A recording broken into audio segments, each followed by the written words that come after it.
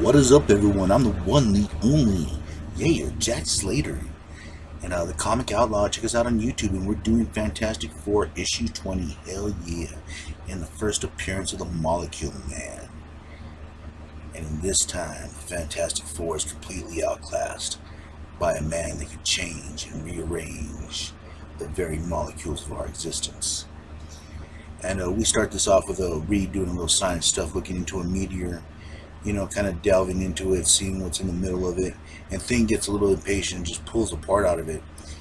And it appears to be some sort of crystal, but they don't really have time to examine it right now, for a blue fireball comes out of nowhere. And of course, the cop shoots his gun at it like it's going to do any good. The Human Torch decides to go out there and investigate, seeing if there's anything he can do. And of course, Reed comes out of nowhere and tries to smother it, and it goes right through him. Thing, of course, decides to take a more direct route, pulls out one of the water lines and hits it, and the water ends up hitting Ben back. So whatever this blue fire is, it's something not natural. Of course, the Invisible Woman tries to get close to it to determine its shape, composite, anything, and it sucks her in.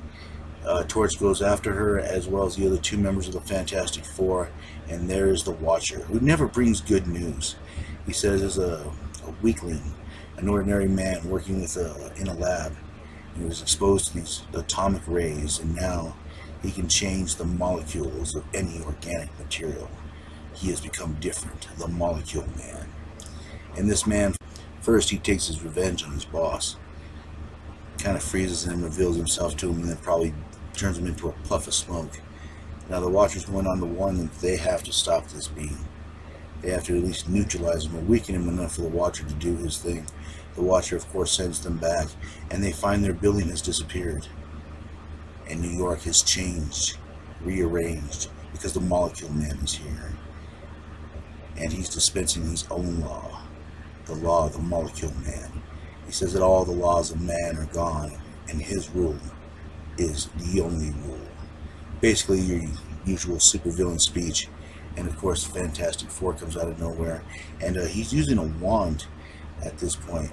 And he kind of creates a fan, blows Mr. Fantastic away, and then creates these two magnets to kind of attract him. And of course, Torch flies out of nowhere, because the magnets are actually pulling him apart, because they're two negative ones. So Torch decides to stop that with heat, and it ends up melting the magnets. Of course, Thing is down with the save. Torch goes heading for the Molecule Man, and boom, he uses his own powers against him and hits him with a white ball of Nova Fireball flame. And of course, jumps out of the way. I mean, like, he's just outclassing them here and there, playing with them. Thing comes after him, and he just builds a big old hill for him to slide down. I mean, with no effort, he's just dispensing the Fantastic Four and just playing with them.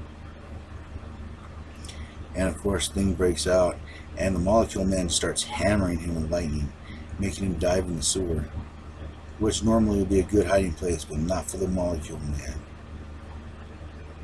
He decides to rearrange and change the pipes, and they all attack him. These are sewer pipes, mind you. It's not really pleasant smelling down there.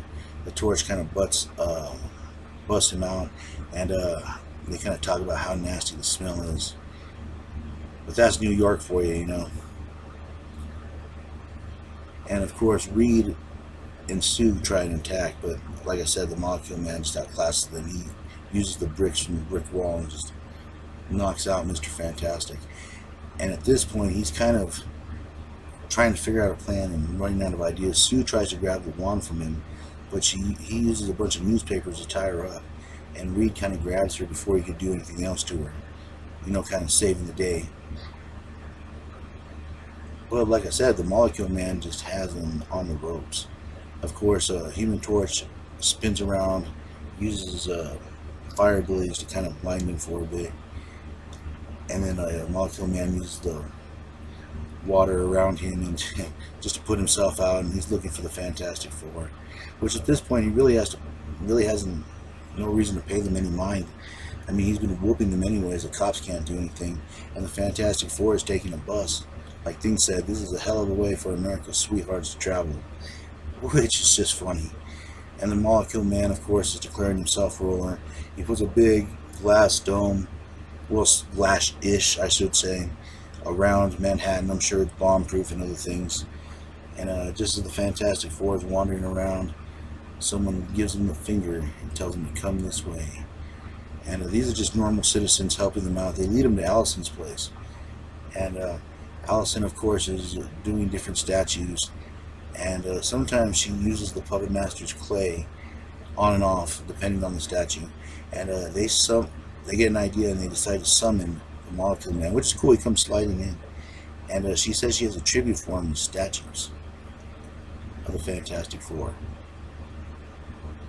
And of course, they're covered with that same stuff that the Puppet Master uses, so it's able to give them temporary protection.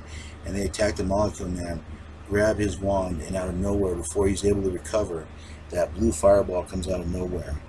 The Watcher comes and captures him, takes him away. Thanks to Fantastic Four, gives him a pat on the head. And of course, Reed is grateful that the Molecule Man is put away for now. But will he escape? Will he ever get out? Will the Watcher ever help him again? We'll find out, won't we? And I'll catch you on the flip side.